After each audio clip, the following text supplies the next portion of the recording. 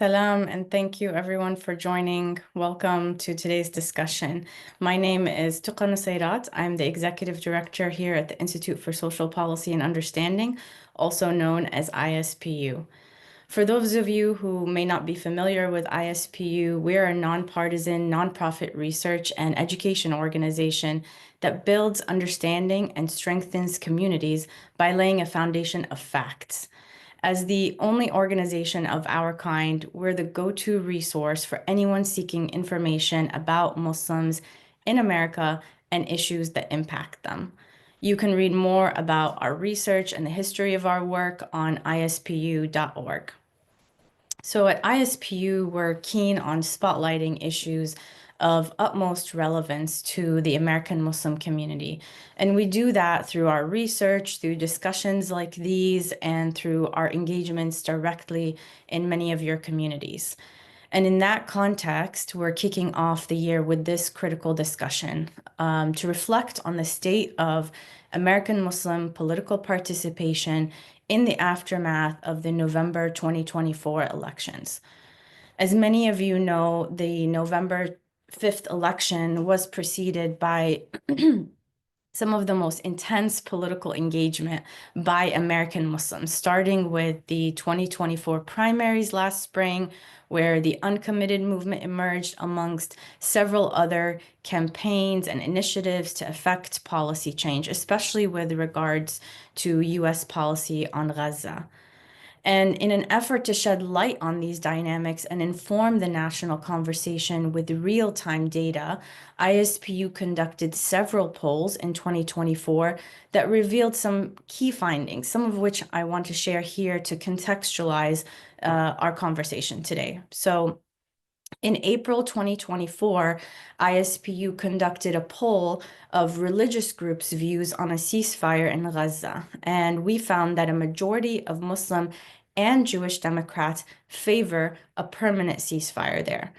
And in the same poll, we found that Americans across all religious groups were more likely to support a candidate that favors a ceasefire. And later in the year, we surveyed Muslim voters in three key swing states, Michigan, Georgia, and Pennsylvania. And we also uncovered some really interesting data points. So when we fielded the survey before President Biden exited the 2024 race, only 18% of Muslims across these states who had voted for him in 2020 still plan to vote for him in 2024. So this represented a huge drop in support from the 65% who voted for him in those states in 2020. So we already had a preview of what was coming down the line. And then another data point that came out of that poll was that the war in Gaza was the most important policy priority among all Muslim voters, regardless of partisanship. But especially among Muslim voters, Muslim swing voters, those who hadn't decided who they were going to vote for yet by early July 2024. And the poll also found, predictably, that candidates who had policies that were planning to counter Islamophobia were more likely to be voted for by Muslim voters. And perhaps one of the more interesting data points from this poll, and one that is key to our discussion today, is that Muslim voters across these three battleground states were slightly more likely than the general public in the same states to contact their federal elected official, which showed an increase in civic engagement among Muslims from past years where ISPU has been polling on the same question. And of course, the big question is, will this trend continue? Will this trend hold in the coming months and years? Let me just preface this discussion with a couple of notes. ISPU is a nonpartisan 501c3 organization. As I mentioned, we don't endorse any political candidates. And when we thought of putting this panel together, we wanted to make sure that we have voices from across our community, people who really had their finger on the pulse of Muslim voters, especially those who represented significant segments of our community based on race, age, and policy priorities.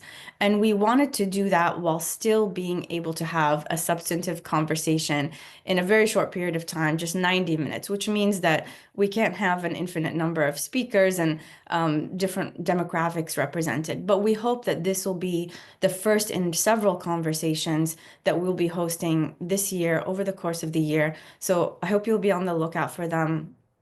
And please share with us your suggestions for speakers, topics, questions to explore through the various means that you can contact us. So, with that context, let us jump into the discussion today. We have a stellar panel that we're very grateful for.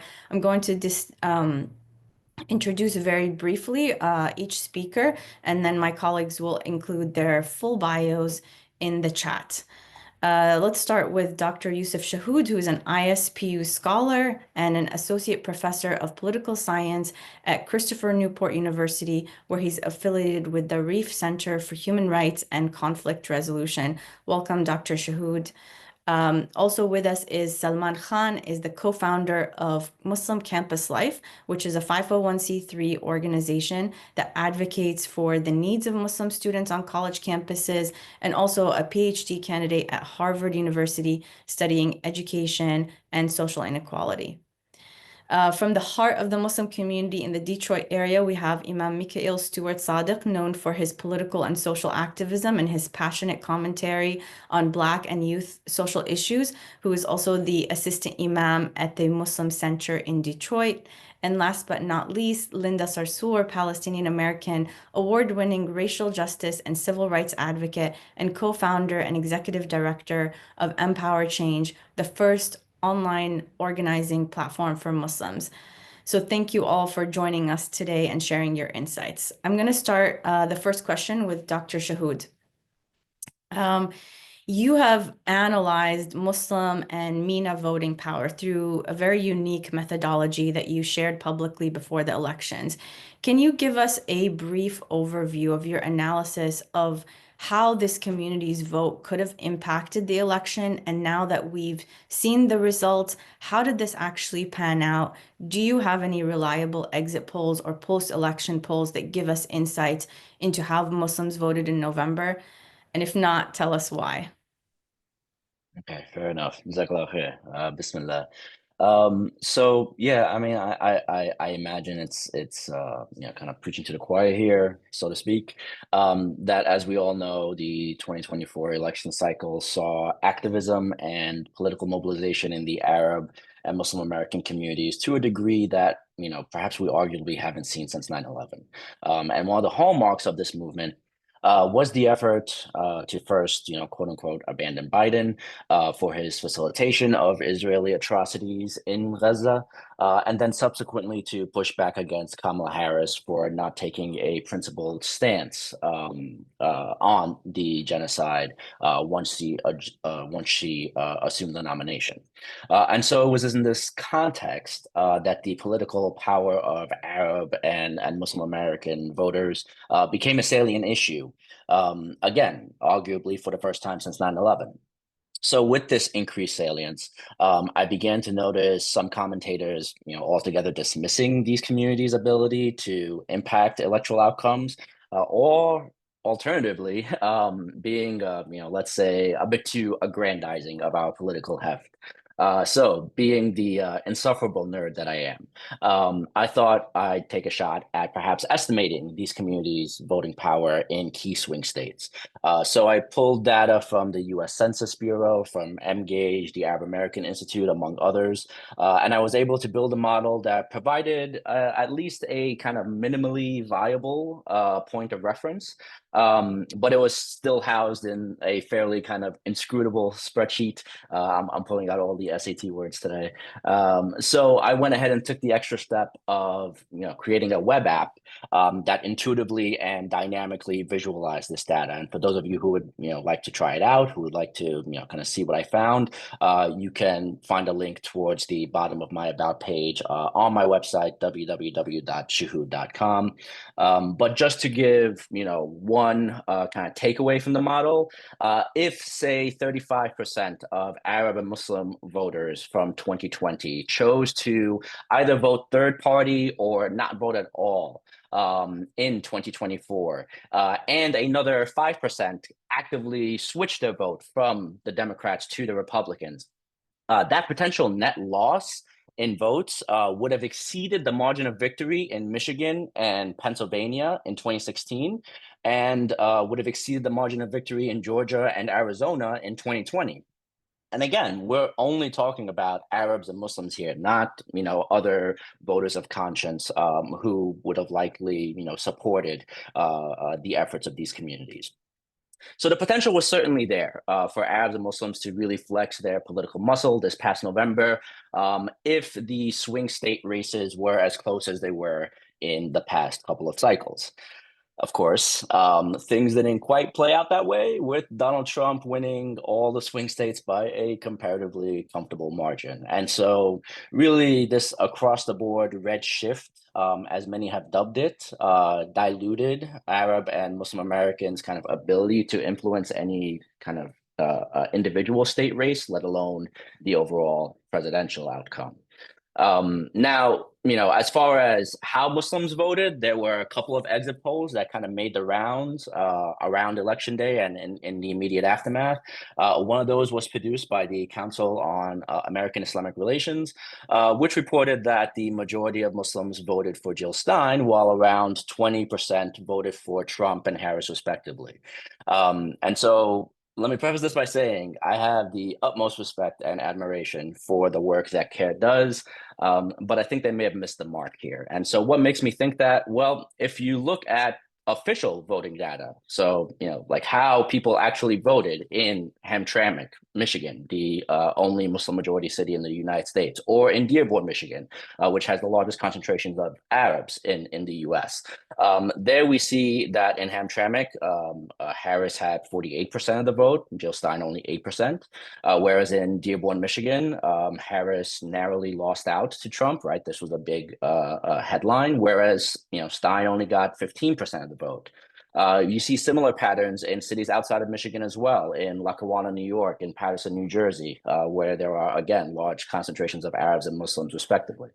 And so all this is not to say that these cities are representative of the Muslim American or Arab American vote writ large. But if we were to see the kind of numbers that presumably Jill Stein was getting in the poll that CARE put out, we would have seen them right in these cities. That's effectively what my argument is. Now, at the same time, another poll came out during this time from the AP Votecast, which is a national survey of voters on the day of and in the days leading up to the election.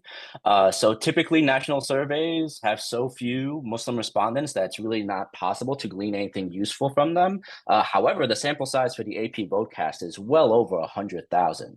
So even with only around 1% of them being Muslim, that's still a sizable portion, to have as a survey sample size.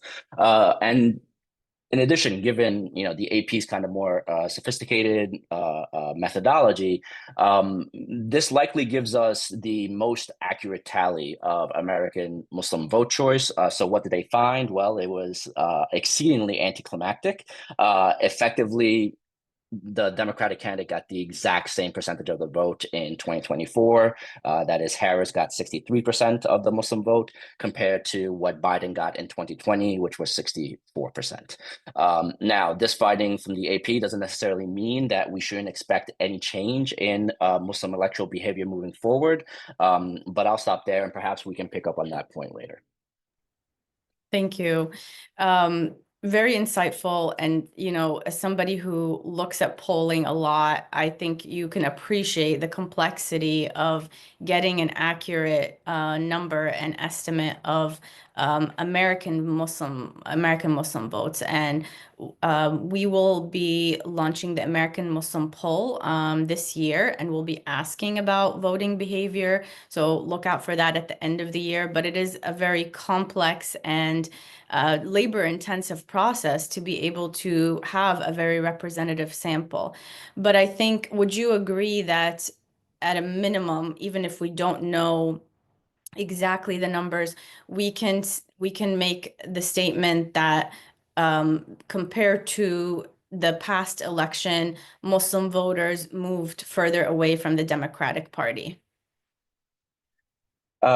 So I think that there was certainly a sense among just any number of polls leading up to the election that there was no attachment to the Democratic Party, or that attachment had certainly kind of waned.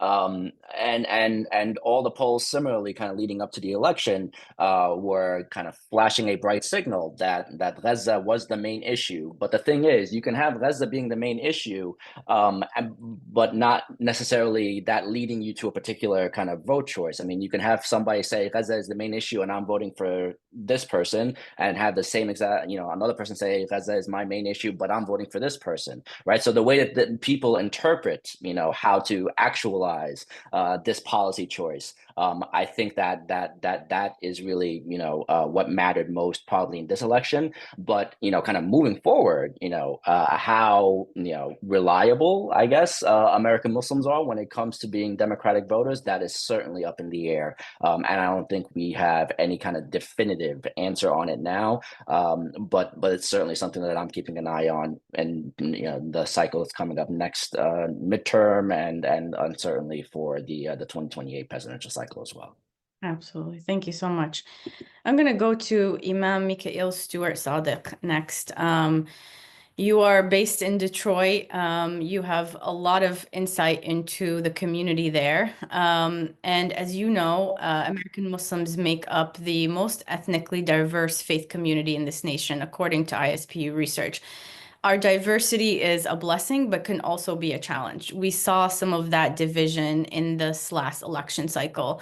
You were one of 25 Muslim imams and leaders who issued a statement carefully and articulately explaining your endorsement of Vice President Harris at a time of heightened tension in our community.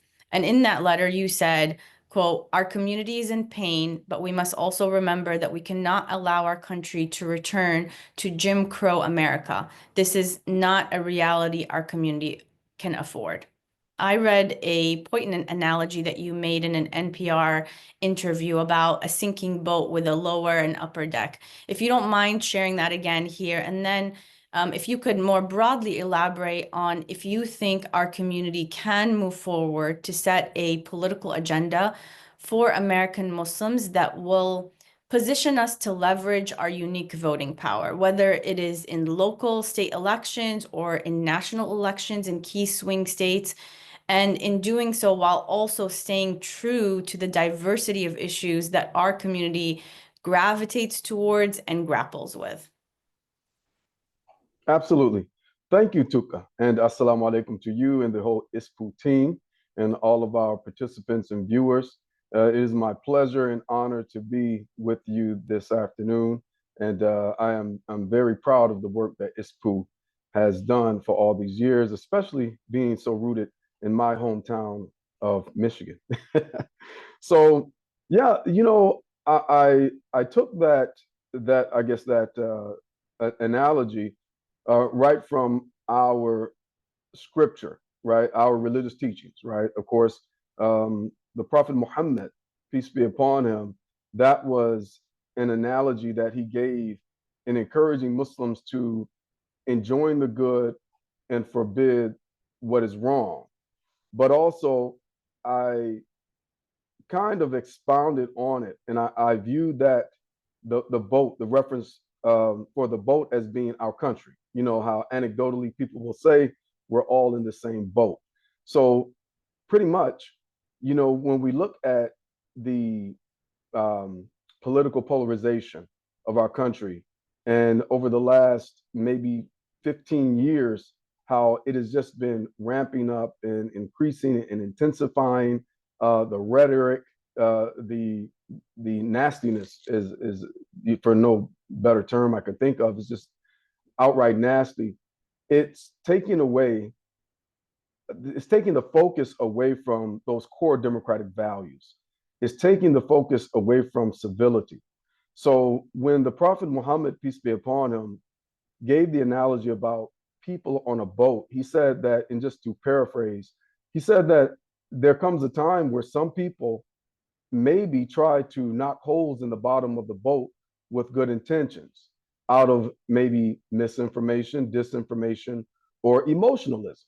But there must be a time where the people that are of conscience, right? The people that understand what's all at stake, the people that don't want to drown, right? The people that don't want to destroy the boat, the people that want to get to a collective, prosperous future and destination, we must do our best to figure out some way to stop those people. So I guess that's my best explanation of it for those who are not familiar with the hadith. Of course, the Prophet Muhammad, peace be upon him, and I'm biased as an imam, of course. He's more eloquent and best at explaining any of these things. But as far as our political agenda, and I've been speaking on this for years, being an American government teacher, civics teacher in the middle and high school levels for 20 years, I have had the privilege of learning how the next generation of Muslims and those that are acquiring their education are being socialized by American plurality, how they are thinking, what they're expecting of us. First, we have to understand, you have to define your we, right? We're all familiar with the verse of Quran, وَاعْتَصِمُوا بِحَبْلِ اللَّهِ جَمِيعًا وَلَا تَفَرَّقُوا. Whereas, we always quote that, especially imams. It's almost every khutbah, at least once a month, you're going to hear that in the khutbah, that ayat. But it is translated where Allah Almighty tells us, do not be divided, right? Hold on to the rope of Allah altogether and do not be divided. And a lot of times we have, in my opinion, sometimes an unrealistic or delusional expectation of unity. It's similar to what Dr. Shahood was mentioning and what you said also, Tuka, about the diversity is being a gift and the challenge, anything that's worth having. And we know this as being adults and parents and people that work in these spaces, politics and policy, it's challenging. And what we call jihad in Islam, struggling. But there's a reward in it. Anything that is worth having, anything that is valuable, usually entails some degree of struggle. So our diversity, we must define our we. As you know, in public policy, public opinion, there's many publics. The Muslim community is made of many publics. We have to do a critical analysis of how we view and value diversity. How we view and value diversity. And it doesn't mean that when Allah subhanahu wa ta'ala, Allah most glorified and praiseworthy, most high, when Allah says, do not be divided, hold on to the rope of Allah. The rope of Allah are the principles of the Quran, the tenets of Al-Islam, the character, role modeling of Prophet Muhammad, peace be upon him. That's what we're holding on to. Our core identity of Islam and Hidayah, or guidance from Allah. But do not be divided. That means don't be divided on that. Don't be divided that God is one. Don't be divided on the core tenets of Islam. But there's room for us to be separate and have some division in other things because we're a part of many publics. As you hear us always saying, the Muslim community is not what? Homogenous, not a monolith. When we say that anecdotally sometimes, but we really have to have a critical analysis of that. So that's the first bullet point, I would say, in how we draft a national political agenda. We have to lean into our diversity, acknowledge it, and accept it. And then we have to be smart. And many of us are familiar with the organizing of SMART goals, right? So first of all, it has to be, of course, specific, measurable, attainable. And I really want to focus on that. We have to be realistic. What is attainable? What are the ubiquitous things? What are things that are more common, more similar to what Dr. Shahood said, more salient, issues. And then we have to support one another in that. We talk about allyship a lot, but we don't talk about advocacy a lot, right? Because of course, all advocates are allies, but not all allies are advocates, right? Right? And we must accept that a sincere commitment to cooperation is always better than a performative Muslim unity.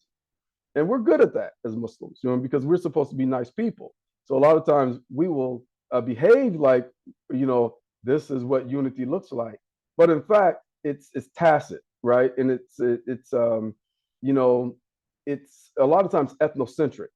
So in order to uh, allow us all to benefit, right? And as the saying goes about more boat references, right? About the tide, right? Raising all the boats. We want to be able to come to agreement with some things that emphasizes agency of all of those Muslim publics, and that also lean into the core democratic values. We have to be bold and brave. We have to be bold and brave enough to hold up the Quran, right?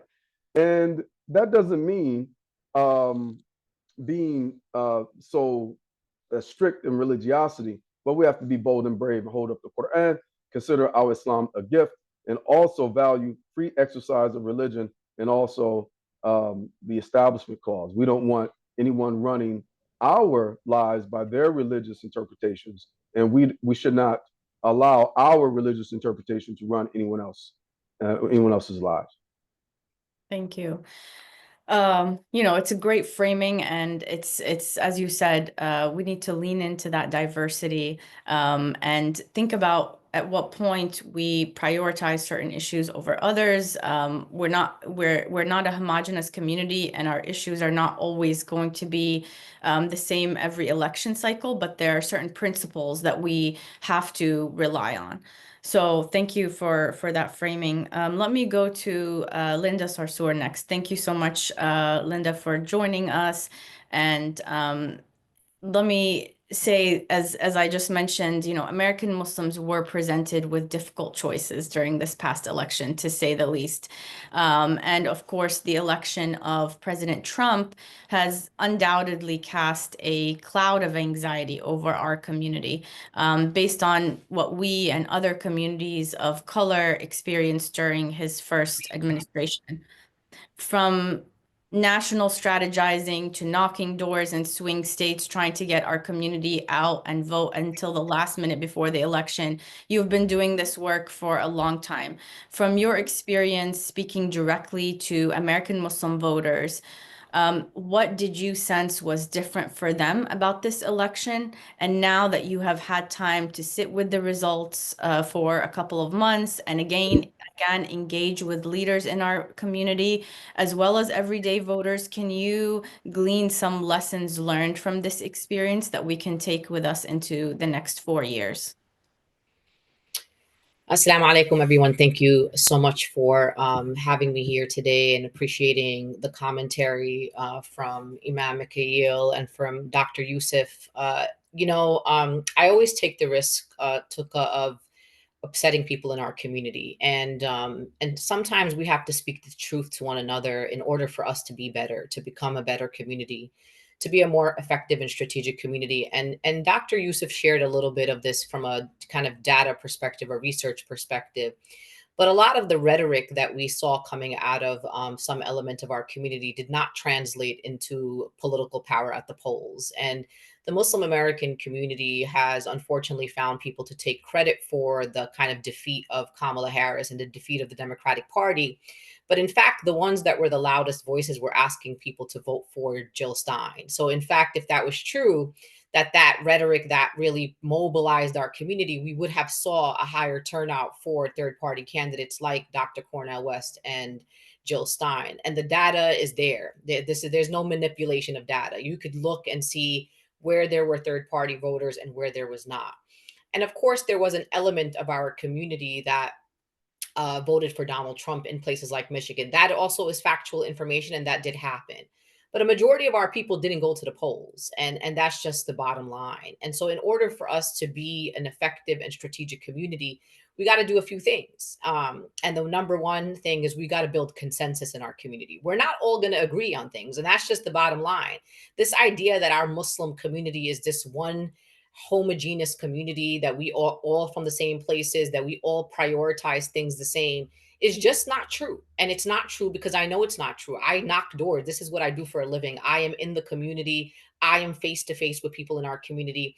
And there are people who are concerned about a plethora of issues, right? Some of them being foreign policy, some of them being domestic issues. And of course, Gaza was top of mind for many voters, which is why many voters decided that they didn't feel like they saw a resolution under a second Democratic administration under a Kamala Harris or a Biden. And they also knew that it isn't going to be that much better for us under Donald Trump. So a lot of people said, Sister Linda, I'm skipping the top of the ticket. I'm going to go to the polls. And we actually saw that. I mean, we saw that happen. So, for example, in places like Michigan and Dearborn, we saw the election, for example, of Amir Zahid and Jamad Jahmi on the local school board in a place where Kamala Harris lost. I mean, this is how our community is not as ignorant as we think they are. They are people with their own minds. They are the people who are making decisions based on the information that they're receiving and also based on who's organized them. Jamal al-Jahmi was knocking their doors. Jamal al-Jahmi had young people all across Dearborn who were basically going to community centers, going to the masajid, going and galvanizing people around his school board race. So what I learned, and I already knew this, but it was confirmed for me, is that it's about organizing. It's not about what you post on social media. It's not about having a big following on social media. It's not about getting headlines in the papers, because the Muslim community, the people we're trying to organize, most of them are not reading the Washington Post. They're not reading Political. They're not reading the social media accounts that are putting these flashy headlines about abandoning any certain candidate. So for our community moving forward, if we want to coalesce around some sort of campaign targeting people of different parties for things, it's going to require, are you ready to put your sentiment to action? Are you ready to knock the doors? Are you ready to raise the money required for us to organize? In order to mobilize voters, you need to have access to the voter files. You need to be able to figure out where are the Muslims, in what districts are the Muslims, who are the double prime voters, who are the people that didn't vote in 2020 election, and try to assess and decide who our target audiences are. And so what I saw in this last election, and I don't want to critique our people too much, because we are organizing from a place of deep trauma. We are so traumatized. We were horrified by the Biden administration and Kamala's silence, which translated to a lot of people as complicity in the genocide of the Palestinian people. I personally am from New York, thank God, and I don't have the same pressure on me as a New Yorker. I didn't have to vote for Kamala Harris in New York. That's just the privilege that I have as a New York voter. But we also saw New York as another example. Donald Trump won 46% of the vote in New York City. I mean, this is New York, my friends. Like, there's something that's bubbling here. And I think finally what I walked away from this election with a little bit heartbroken, because I feel like what we saw from our own community as I analyzed some of the data is that our community doesn't feel like they belong in any political party. They just don't. They don't feel Republican. They don't feel Democrat. They don't feel like the kind of political establishment is really taking into account our concerns, our priorities, the things that move us. And it makes me sad. And so the solution for me is really going back to building local. Like, let's elect people who align with our values locally. And places like Michigan are doing that. We see that here in New York City. We see that in cities and towns across the country. Stop focusing on federal politics, which is, in my opinion, the process is not the same. There's the power that we yield on a local level is much greater than we have on the federal level. And let's start organizing for 2028. If you want a presidential candidate in 2028 who's going to lean into Muslim community causes or speak to our values or you got to start now. And we got to be united. And when I say unity, and I say as a community, a lot of people talk about this idea of unity. I always say to Muslims, unity is not uniformity. I could be aligned with you. We could be a united front and still have some disagreements or some different type of prioritization of if you're Palestinian versus if you're a Black Muslim versus if you are, from the Indo-Pakistani or whatever. Every community is going to rank their issues differently, but eventually what we'll find is a lot of overlap, a lot of consensus that we can build to put our, to bring our community together. So there's a lot of work to do, and I feel more clear-eyed than I've ever been before. And I just want to announce to folks that are here right now who are joining us here that there has been a ceasefire agreement that has been announced, that will be, of course, at 3 stages in Gaza, and so there will be some reprieve for our beloved Palestinian people. And again, what moves me and motivates me is the Palestinian people. It is how are we going to build enough power so that we don't get into the situation ever again, that we are able to help lift the siege on Gaza and the occupation of the Palestinian people. And I promise you that for me, that is the goal. Why? Because we know if we can do that for the Palestinian people, we're going to be able to do that for Indians and Indian Muslims in India. We will be able to do that and continue to support our Syrian sisters and brothers and our brothers and sisters in Egypt and in Yemen and in the African continent. There's so much that can come from us building political power. And so again, I felt disappointed during the election. And I also felt that we gave a lot of influence and power. And I don't mean us as imams or organizers or activists or nonprofit leaders, but some in our community, like our lay members, a lot of people gave a lot of power to people with the biggest mics on the internet.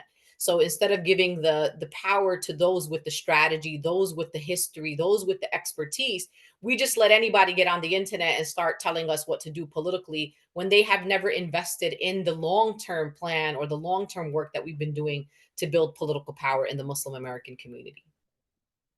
Thank you, Linda. Unity is not uniformity. That's absolutely a very important reminder for all of us. And thank you for letting us know about, alhamdulillah, that a ceasefire has been reached. But this comes back to the point that you just mentioned, which is, people feel like they can't relate to a specific party. Does that mean that they will lean in to making sure that then these parties begin to represent them somehow, slowly but surely, or do they retreat? And that's the question. I think, focusing on local is really important. As you mentioned, we're seeing that.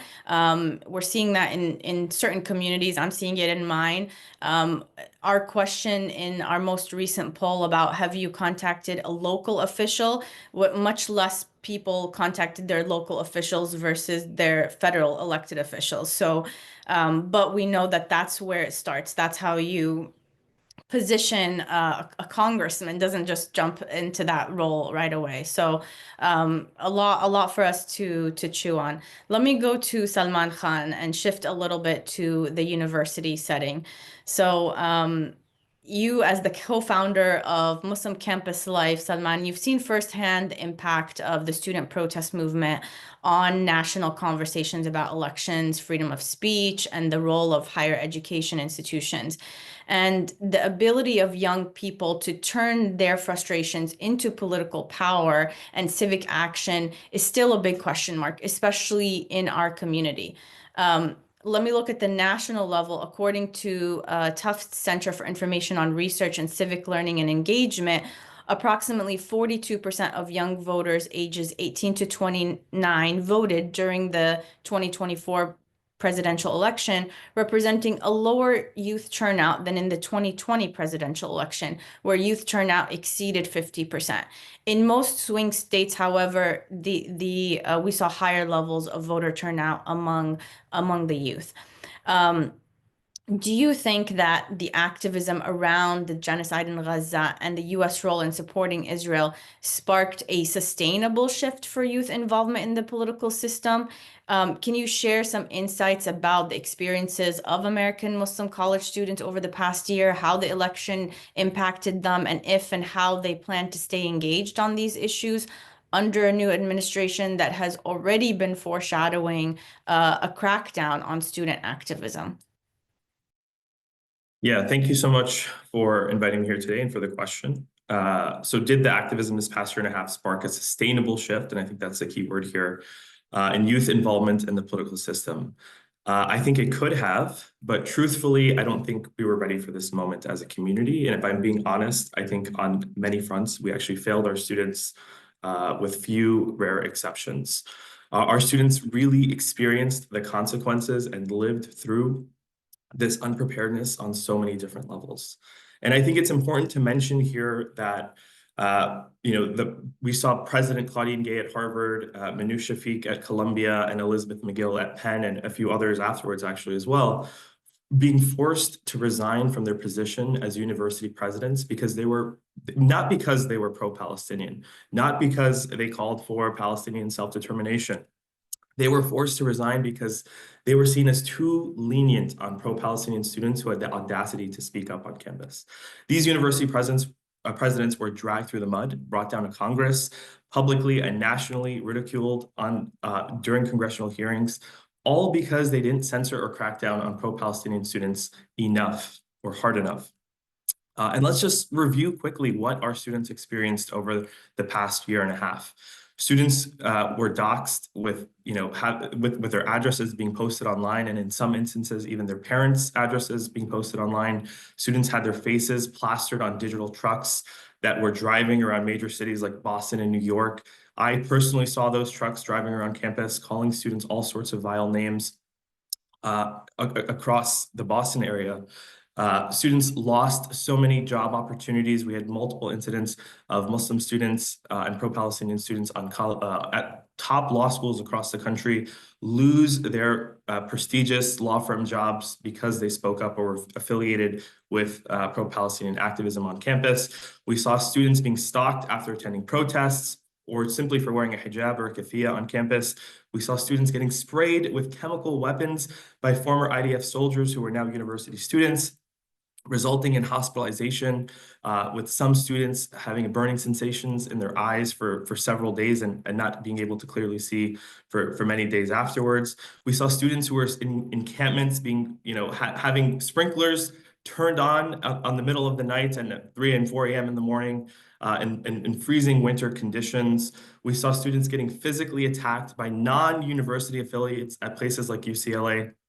We saw our spaces being broken into and vandalized, like at the Center for Islamic Life at Rutgers University on the day and morning of Eid.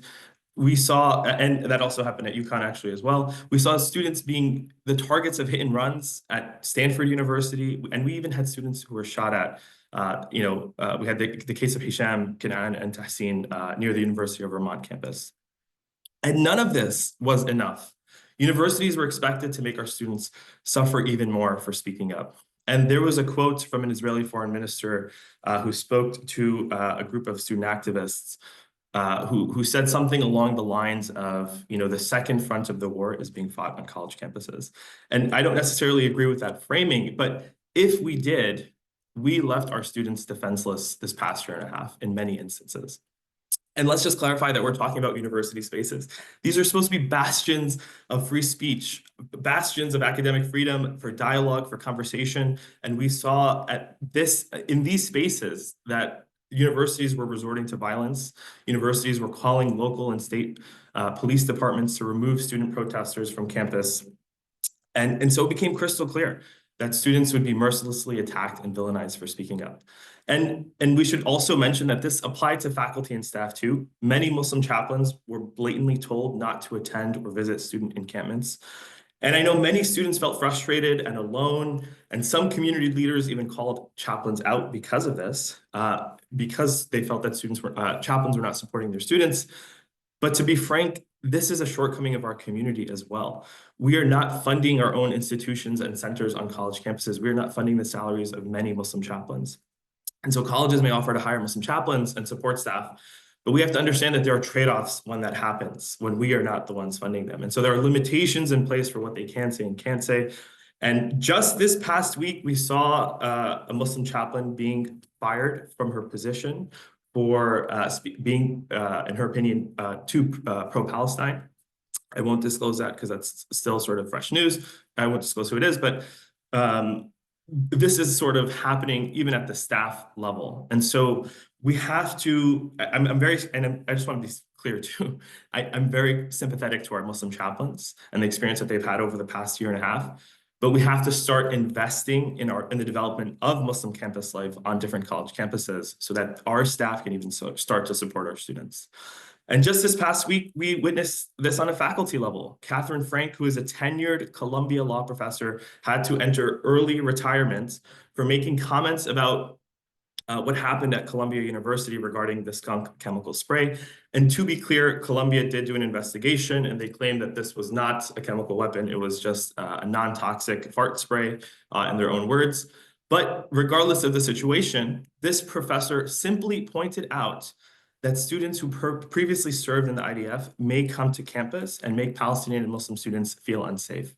And this was enough for her to be dragged through the mud and lose her position as a tenured faculty member and being forced into early retirement. At Indiana University, we saw another example of this with Professor Abdulkader Sino getting banned from teaching for a whole semester because he simply booked a room on campus for an event that the Palestinian Solidarity Committee was hosting. This was not in regards to statements that he had made or anything like that. This was simply for booking a room. So even the smallest sort of actions supporting pro-Palestinian students was seen as a violation of university conduct.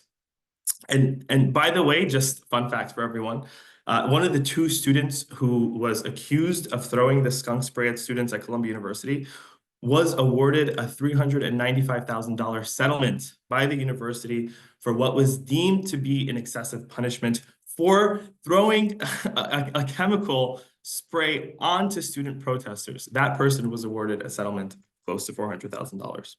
I've yet to hear of a settlement for Abdul Wahab at Stanford, who was the target of the hit and run, or Hisham Kanaan or Tahsin after being shot at. But this is sort of the state of affairs that we're in right now.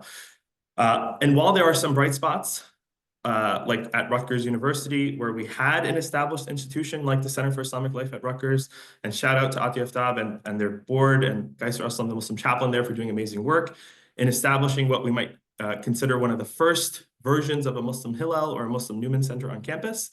They had probably the most successful encampment by far. And that was due to the longstanding ties to the administration that they had built over several years and them being able to negotiate on behalf of students with the campus administration. Outside of these very few examples, the vast majority of students were left to fend for themselves over the past year and a half.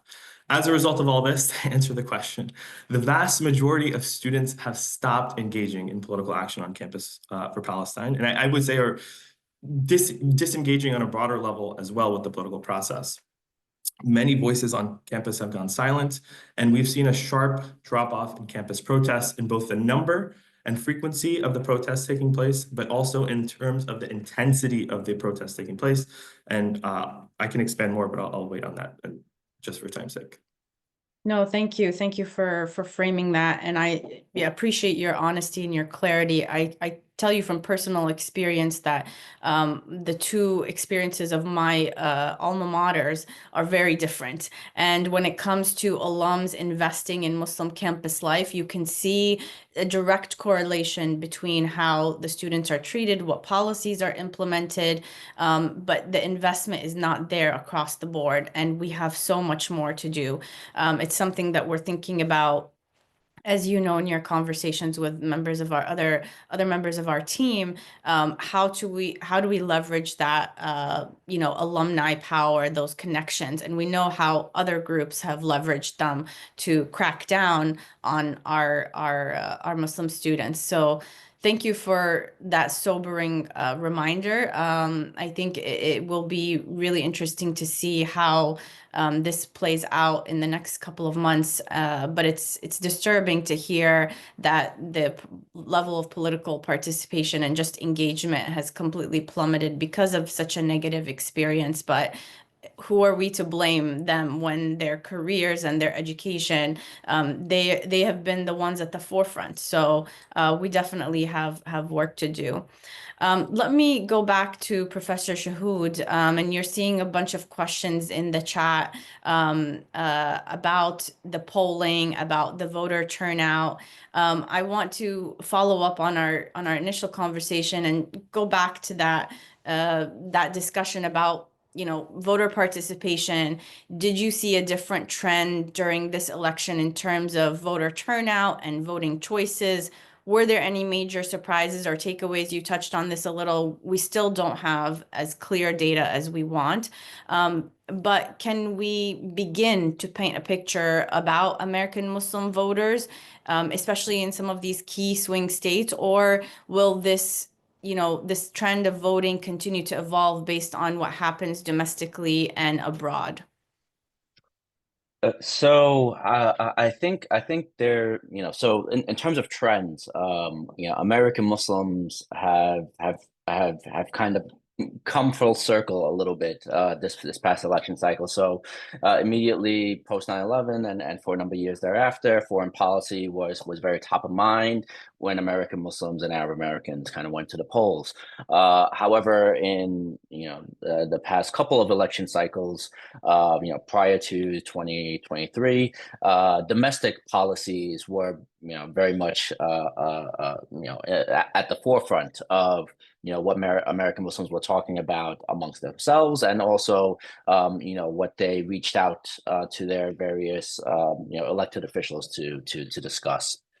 And so I think they're now obviously this past election cycle, foreign policy has become very prominent once again. Hopefully the reason for it being so prominent is now in the past, as the great news that Linda gave us, when she was speaking. But nonetheless, I think it will perhaps kind of remain a bit more top of mind kind of moving forward. But the big question is, it's kind of what does this mean for, where American Muslims settle? So, as Sister Linda Sosu was mentioning, there is this, and as we talked about, there is this kind of skepticism when it comes to, the Democratic Party, and by no means should it be taken for granted that American Muslims moving forward will be kind of stalwart Democratic voters.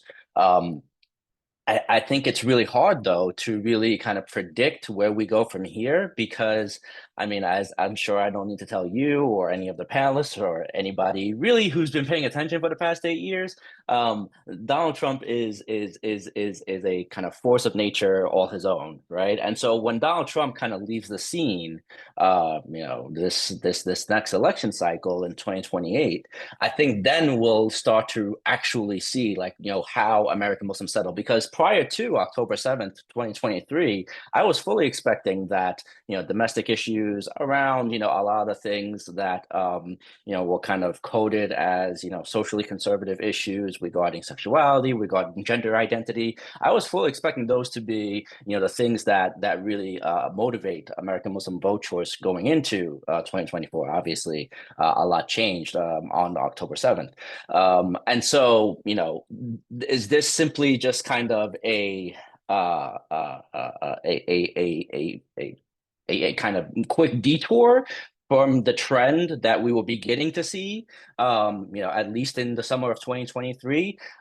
Or is this kind of taking us down a different trajectory? I think that's kind of open at this point. And I don't think we're really going to have a sense of where American Muslims settle for a more kind of medium long term, until we see what they do in the midterm, and certainly in 2028 and even 2030.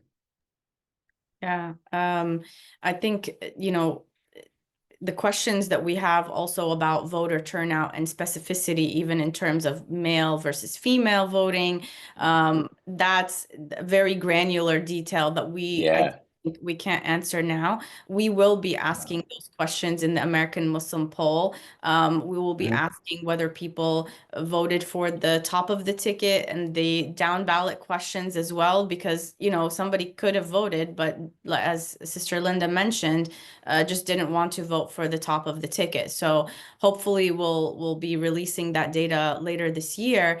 But do you have anecdotal evidence or sense of whether this constant discussion about the election actually, encouraged people to go out and vote?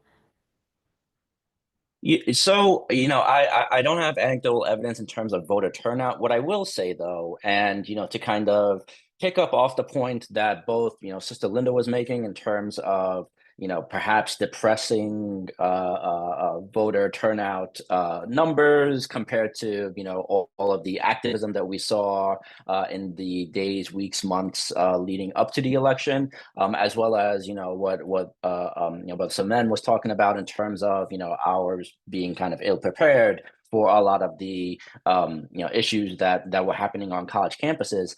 I think this moment can be very much, and I'm sure Sister Linda Sosur is kind of well aware of this. So back in 2006, when Hispanic and Latino Americans were going out and protesting the immigration policies that the George W. Bush administration was trying to enact.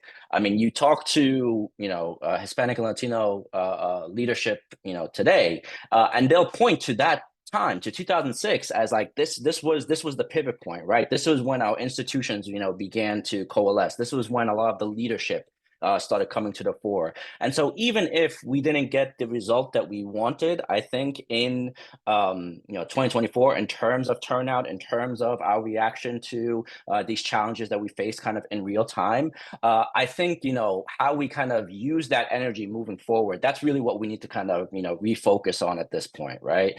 How do we kind of capture the energy that we got from this very painful month, year and a half, and kind of use that to really kind of propel our agenda and put us in a stronger position moving forward. Absolutely. Thank you. Let me pivot to Imam Mikhail.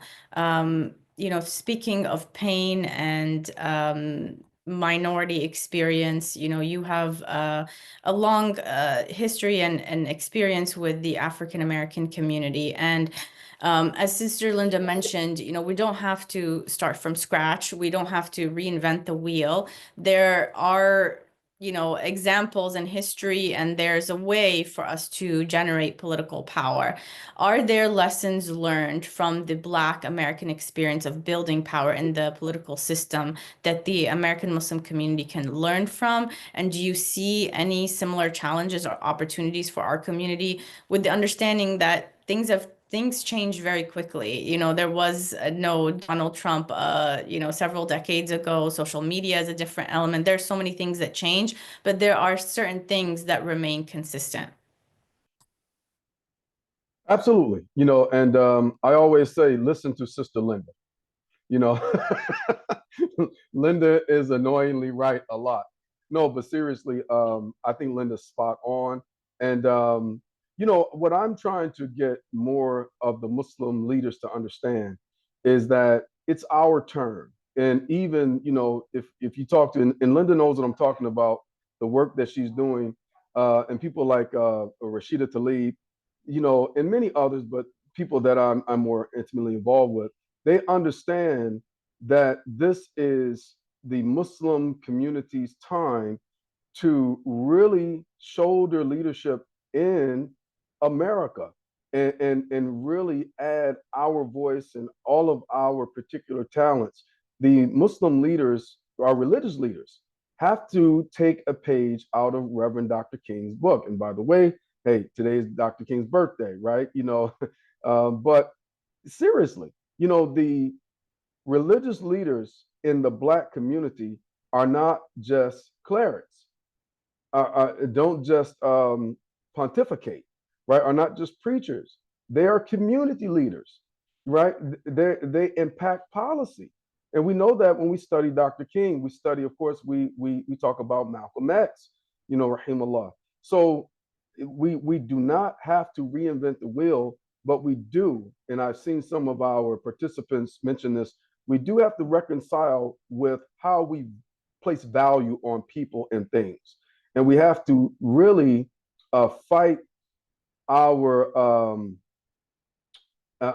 inclination to ethnocentrism, right? And we have to embrace American pluralism and understand when we talk about the Islamic principles of justice and equality, equality means that everyone has the same opportunities under the law.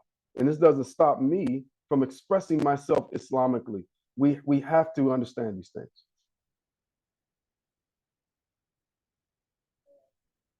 Yeah, thank you. And I think it's a critical reminder for us to be able to connect the different aspects of the American experience, while still, being true to our issues and the issues that concern our community, and be taking into account the differences in our current political environment.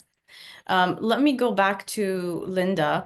Um, in the lead up to the November election, a significant portion of American Muslims diverged from the positions of the mostly democratic, left-leaning coalitions that we have been working with for several years, even decades.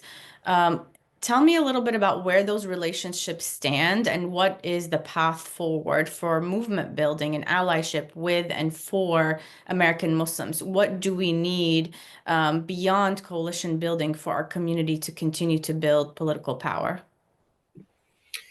That's a great question. And I will say that those relationships continue to exist. And there are many of us that continue to cultivate those relationships, continue to share sentiment of our communities, share concerns, share areas where we do agree. And I want to, just put this out there because I think that this is a question that's often framed wrong in the community. There's always this targeting of like, well, the Democratic left is too left for the Muslims. We don't align with this party. Interestingly enough, you also don't align with the Republican Party. So I'm just trying to understand where people are here and getting ourselves into a place where we are clear about what our identity is. And again, finding places where we do agree. We don't have to work with people on things that we may not agree on. That's just, no one forces us into that.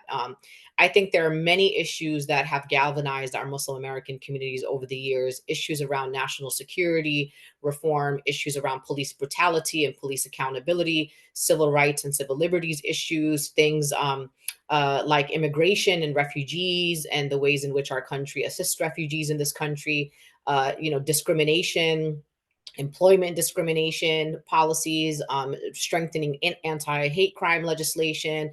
There's just so much space, high quality public education, workers' rights, economic justice issues, raising wages for workers, pushing for workers' protections. Many of our union members across the country are people who are Muslims, are people who are also members of immigrant communities that are from our community. There's so many issues, like 100 issues that are impacting our community, and oftentimes some of our Muslim American organizations, they try to put us in these categories, and we're not in those categories. We are people who are impacted by so many things. I care about about my property taxes and when they go up and when they go down. I care about whether my streets are paved. I care about whether the mayor of New York City is plowing the streets when there is a snowstorm. There are so many little issues that if you went to knock on Muslim homes and said to them, what is your top priority issue? Some people are going to say, look, I'm having a hard time paying my mortgage. I'm having a hard time paying my rent.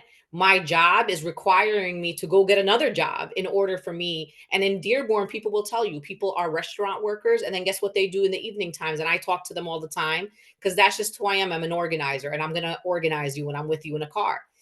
I've been with Uber drivers in places like Dearborn who tell me that this is their second job. And for some of them, it's their third job. So again, I keep telling our Muslim community, this is not about aligning with any ideological, spectrum or part of the political spectrum. It's about, who are you? What are the things that you care about that other communities care about that we could work together? And I'm not a religious scholar. I never claim to be. I don't speak on behalf of, Islam. That's not my job.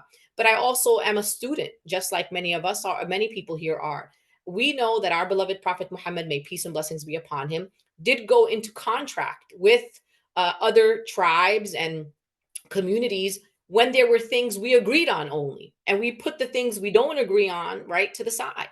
And so I still think that that's a pathway for our Muslim American communities to build consensus. Let's work on the issues that impact our people. Let us never be a hindrance to other communities, but at the same time, there is ways for us to alleviate the suffering that our own people are experiencing in this country and abroad, and be strategic about it, and be able to have the courageous conversations. Like, the other thing that I will say about our community is there's so much misinformation. People will say, oh, Sister Linda, she's like, a lefty radical in our community, whatever. Like, you don't know me. Let's have a conversation. Ask me what I believe and what I don't believe. Oh, brother, Yusuf, he just doesn't like this particular group, which is why he's saying that.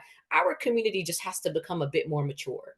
And we also and I said this earlier, and I'll kind of end with this. Let us respect the expertise of people in our community. When someone emails me and says, Sister Linda, I'm having a spiritual crisis, immediately my response is, I'm so sorry to hear that. Here are incredible people in our community that you should reach out to. If you're a woman, reach out to Rabata, Sister Ansa Tamara Gray. There are women scholars in our community that you can consult on spiritual guidance and advice.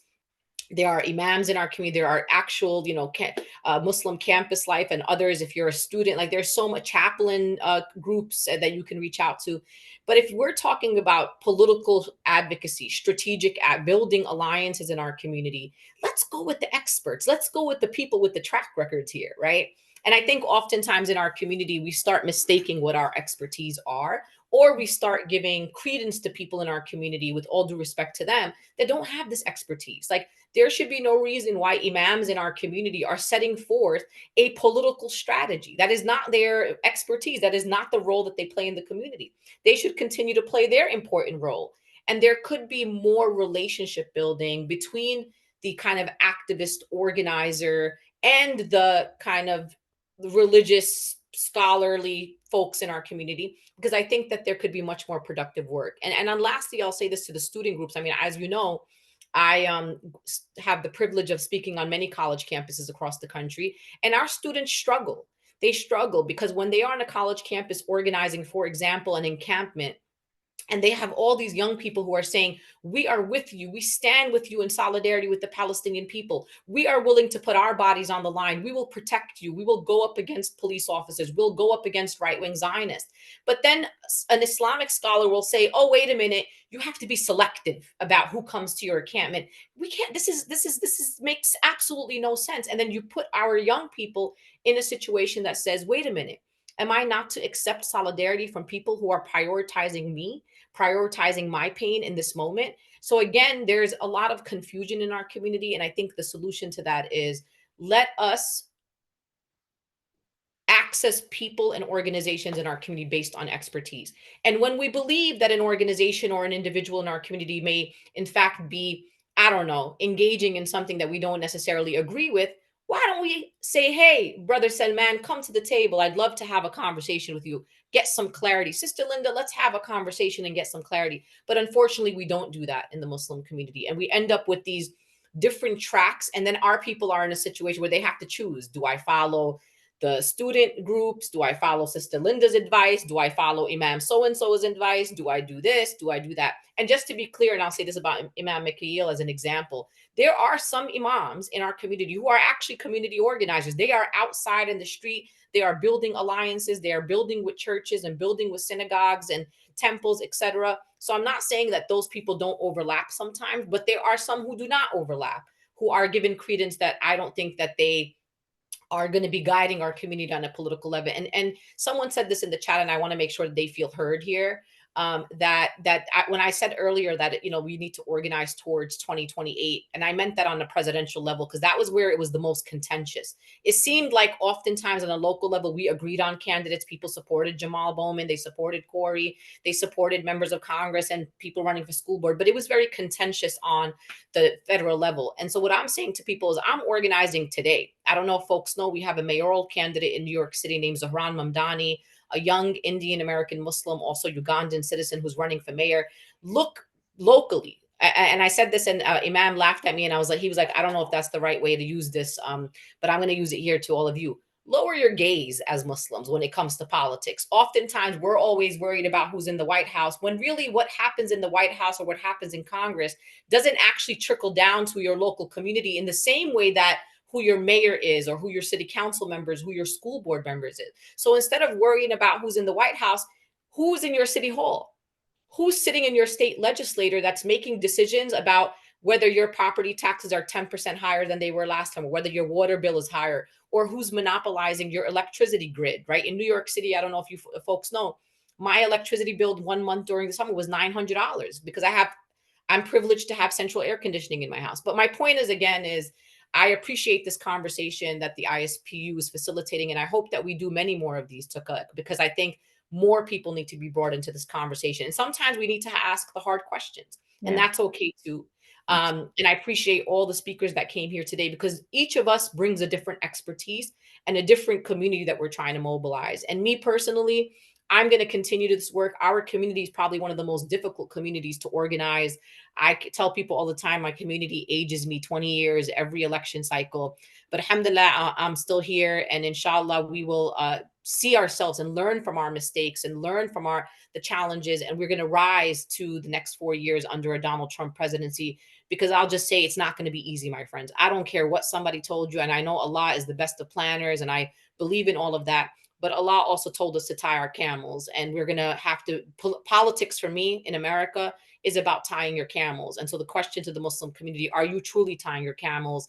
And the last question I will leave people with is, when we think about most recently the last 15 months of genocide, are we really building the community that our people in Gaza are proud of? Do you believe that the people of Gaza believe that we are a powerful, effective Muslim American community that is using every privilege, every power, every leverage that we have to help alleviate the suffering of our people? I don't believe that we are the community right now, because it is American planes that have dropped those bombs for the last 15 months. And we have not been able, not a single one of us has been able to even move foreign policy, even a minute, a second. We have not stopped a genocide, sisters and brothers, in 15 months. We did nothing for the Palestinian people, even though they appreciate our solidarity more rhetorically and maybe in words, but really on the level of, did we shift anything?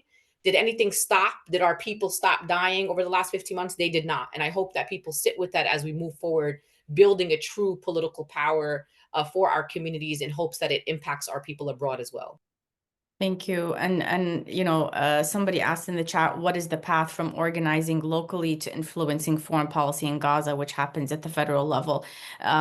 Great advice to lower our gaze and look down. I think that would require a whole nother conversation about the trajectory of Muslim civic participation. But you have tons of discussions that people can look to look at the expertise and look to the experts to talk about how it begins locally. I want to give a chance to Salman again to touch on the university aspect one more time. Early last year, ISPU conducted a poll, and one of the questions we asked was about how often individuals experienced religious discrimination. And one of the interesting findings was that Muslim Americans, especially students, were most likely to say that they have experienced religious discrimination in the past 12 months. And as we come up on this 1-year anniversary of the start of campus encampment, have you seen any change? You described to us the really dire situation that is happening right now. Have you seen any change on campuses in terms of administration response and interaction with Muslim students and other protesters? And how can we continue to move forward to advocate for them? Yeah, excellent question. So just before I jump into that, I do want to just be very clear about something. There was a public narrative that was displaying a lot of the student encampments and protests as violent and aggressive and all these sorts of things. But that was completely false and misrepresentative of these protests and movements.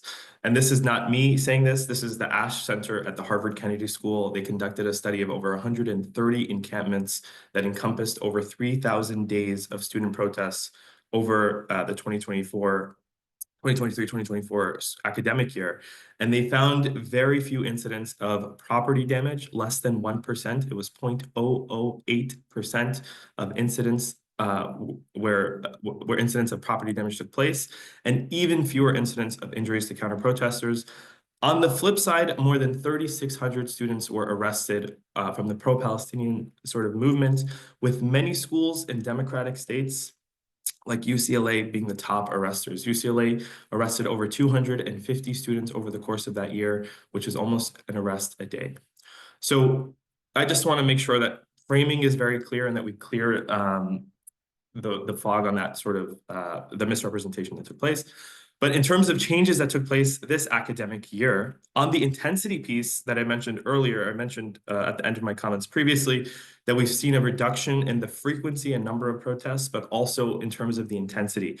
And it's important to note, to your question, that Dozens of universities have updated their student conduct policies and student handbooks to limit free speech, limit the ability of students to protest, limit the ability to hold encampments, and to just dampen this movement, broadly speaking. And many of these changes took place over the summer so that students came back from the previous academic year to a new set of rules on the ground. And shout out to Dr. Nancy Khalil, who is documenting and researching these student policy changes at the University of Michigan. At Cornell, and just to give some examples of how this sort of panned out, at Cornell this past September, students protested a career fair that featured defense contractors. And since then, 4 students were banned from the Cornell campus for 3 years. And so these students were automatically unenrolled from their courses and were no longer allowed to step foot on campus for this 3-year period. And we are, again, seeing this play out in real time. Just this past week at NYU, students released leaflets and flyers from the top of the library. If you visited the NYU campus, it's like a square with, they released flyers from the top. And now students are not allowed to enter certain buildings, and their sort of fate is yet to be determined in terms of the disciplinary hearings. At Swarthmore College, we saw some even more, I would say, ridiculous incidents. 11 students are now facing assault charges because of the use of a megaphone during a protest, right? So the university had updated their student handbook to make loud chanting a form of assault. So these students are at risk of being expelled now, given this incident. At Harvard, we saw students go from hosting an encampment in the spring to coming back to a new set of rules, and now they hosted a study-in at the library that was completely silent, only lasted for an hour. All the students did was sit, wearing whatever they wore, keffiyehs and other things, and had signs. There was no disruption. There was no talking. They had abided by university and library rules, but every single one of those students were banned from the library as a result of that. And so these sorts of policy changes have continued to dampen, I would say, the student movement. And now let's layer on this new rhetoric from the incoming Trump administration. And I think things are just going to get even worse. And so if I was to largely bucket the different groups of students who are on campus, who are involved in campus protests or not involved, I would say the first sort of group were these students who are very involved from the beginning of the protests and continue to be active until now. The second were lightly or marginally involved. Maybe they came to an encampment to visit, they hung out with students, but then ultimately left. And then the third were students who were not involved at all. And I think there's some interesting research from Dr. Mohammed Abbasi, who is at Rutgers University, who studied the political participation of young Muslims before and after October 7th.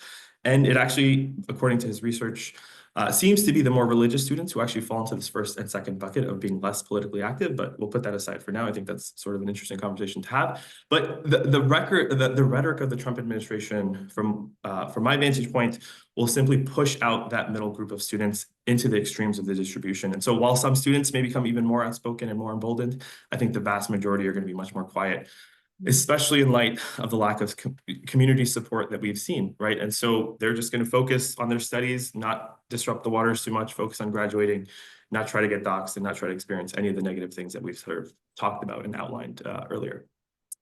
So I'll leave it there.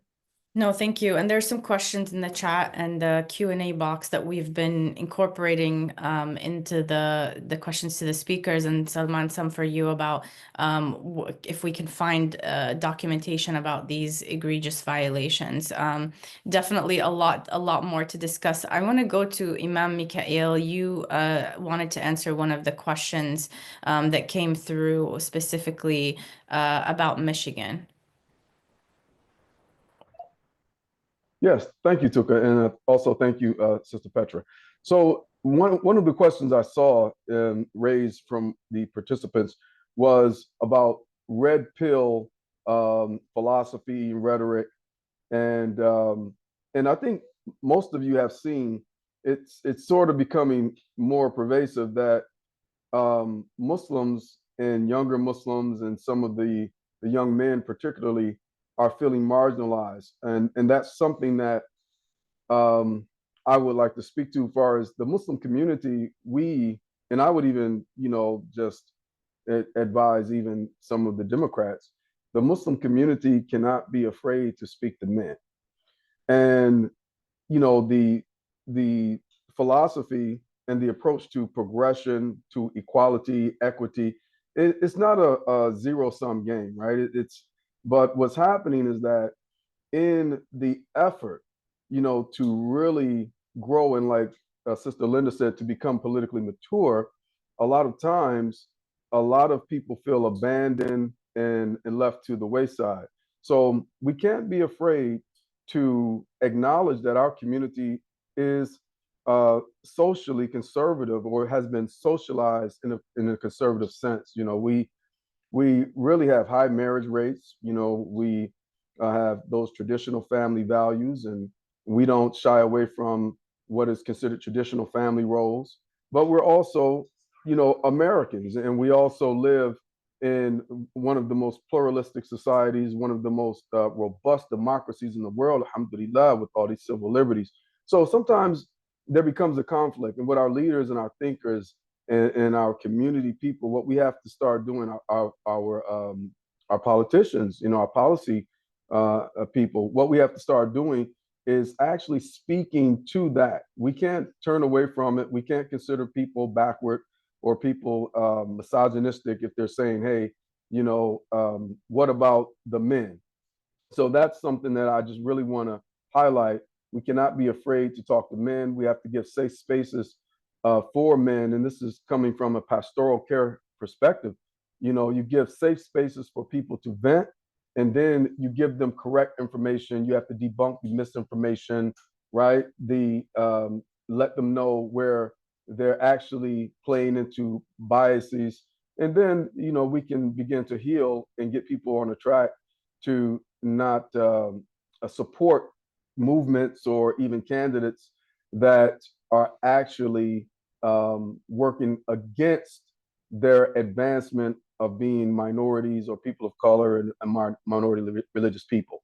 So I just thank you for giving me a chance to address that. Of course.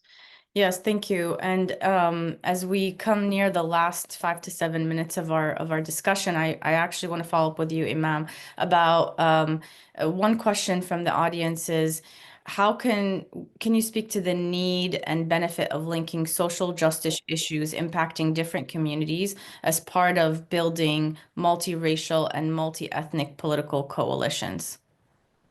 Absolutely. It goes back to something I said earlier about being an advocate. When I was in high school here in Detroit, we went through a lot of anti-racism training with the PACE group. And one of the things they did is showing us, and what the Muslim community has to understand about social activism, we have to learn how to become advocates. I represent you in spaces that you may not have access to, and vice versa. So as an African American convert to Islam, I've had to stand up, for Islam on one hand, but also demystify Arabs, even teach people how to say Arab properly, right? So, and I'm sure many of you that are in these spaces and in this work do the same. But when we talk about social justice and activism, also, we don't have to stray away from our Islamic tenets. Like Sister Linda said, hey, I signed the Elliot Larson. There was a petition here in Michigan for the Elliot Larson bill to include the LGBTQ community as a protected class, and also I signed a referendum that would make it illegal to discriminate against LGBTQ community persons for housing. And I'm like, housing is a human right, but I've never had to wear a rainbow sash around my neck. I've never had to do anything that compromises my beliefs. And as long as we're standing on the First Amendment, which gives us freedom of religion, then we're safe. And I think that, so a lot of our social justice advocates, like Sister Linda saying, hey, the Prophet ﷺ told them, I'm not a farmer, right? When they destroyed the trees for his advice, he said, I'm not a farmer. So what we have to do is have an appreciation for the individual worth of all of the talented professionals in our community and have shura, true Islamic shura, and then we'll be able to really serve our community and really empower people to get their legs up under them when they go out into the community to be social justice advocates and activists, inshallah. I mean. Thank you. Thank you so much, Imam, for that inspirational guidance as we head into the next 4 years. I'm going to go to the last remaining speakers for a final question and final recommendation. Sister Linda, there's a question for you about what's the hardest challenge you faced in organizing in the Muslim community, and how are you working to overcome it? And if you could tie that into kind of a message for people as we look ahead to the next 4 years, there's a lot to do. What's one way that we can channel our community's energy and focus in the most productive way? Thank you for that question. I'd say the biggest challenge that I have, I think I've said multiple times here today, and that is the challenge of really asserting some of our own expertise, right? And having to compete with folks that do not have the same expertise as we do. And so that's been a challenge to try to either get folks who are trying to advise our community politically to at least at some point have a conversation so we can provide the resources, the tools, the talking points, the power analysis that we have. We power map, we analyze. This is not just we wake up one morning and this is this is what we're going to do. This is really many years of work, including identifying Muslim voters in the voter activation network.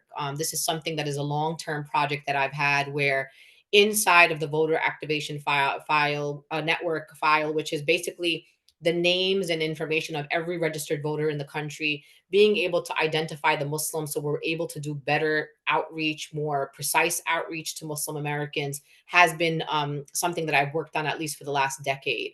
And so again, the challenge is being able to build consensus and develop one strategic plan for the Muslim community to follow that encompasses our disagreements, right? That allows us to work from a place of consensus, that does not force us into some homogeneous, everybody has to believe the same things, but really says, here are the top 5 issues that unite our people. Here's the top 5 issues that we're going to use to build political power. The message that I have for people, and I say this to people all the time, all politics is local, folks. I promise you, that is where the real impact is. I need you to participate on a local level. There are elections every single year in your local areas. Sometimes multiple elections are happening in one year. As you know, even in places like Michigan, there are sometimes special elections, there are primary elections. Sometimes your primary elections are on different days, depending on what level of office people are running for. There are general elections. So every year there are elections. And as local as possible, even in Michigan, I learned something for the first time, that people can run to be on the board of trustees of the universities. I didn't know that because that's not something we have, for example, in New York. The fact that students could have had more pro-Palestinian, more Muslim, more Arab American leaders on the university board of trustees could have really impacted the ways in which the universities responded to the student encampments. That's where the local power is. So participate, run for your local school board. A lot of times people say, Sister Linda, who am I to run for school board? No, you are actually the right person. If you are a parent of New York City, or excuse me, of public school students in general, anybody can run. For God's sakes, if Donald Trump could be the president of the United States of America, you could be a city council member, you could be a local commissioner. So run for office. For those of you who have children in the public school system, join the Parent Teacher Association. Like, we're not asking people here to become, rocket scientists. We are asking you to participate in the society in which you live. And so in order for Muslims to stop saying, nobody cares about us, nobody listens to us, well, if you're not at the table, how are they supposed to listen to you? Like, I don't know how there's a table being set, you're not on it, but we're also complaining that we're not being listened to. So participate, also join organizations. There are many organizations in all of our cities that are Muslim-led organizations that are building power, that are doing youth and leadership development, that are providing resources, that are registering voters. Join those organizations, support those organizations, and also support the organizations like ISPU, who are doing the research, who's allowing us to be better, well-informed about what our people need and what our people are saying. There's been many ISPU research over the years where people would say, this is what the Muslim community cares about, even before the genocide. And then when the ISPU report comes out, it's not what you said it was, because you're assuming what you think our people want. So ISPU supporting organizations that are, our students on college campuses, sponsoring student groups. If you are a masjid, for example, in, Dallas, Texas, why don't you sponsor students at the University of Texas, making sure that those MSAs, those SJPs feel like they have a community behind them? So my message is really, all politics are local. Lower your gaze. Don't worry about what's happening up there in Washington, D.C. Don't worry about what's happening in the big debates nationally. Leave that to us. We'll worry about that. Look inward and let's build powerful, organized, strategic local communities. And I promise you that's going to be able to impact the federal level, and it will eventually impact our people in countries abroad. Because when you build local power, then the candidates that emerge in your communities to run for Congress, to run for the state legislator, eventually are going to have to be forced or moved or inspired to align with your values, because they're like, I need these people. I need this community right here. Whatever they're talking about, I got to be in tune with that, because I need those votes in order for me to win office. So all politics is local. And inshallah, like I said, we will learn from our mistakes. I'll learn from our kind of shortcomings, and inshallah be better for our people. Thank you so much. Thank you, Linda. And in 30 seconds, Salman, I just want to go to you for a final recommendation about how we can support Muslim students. Sister Linda mentioned one example about the Board of Trustees. Just a closing kind of message to us.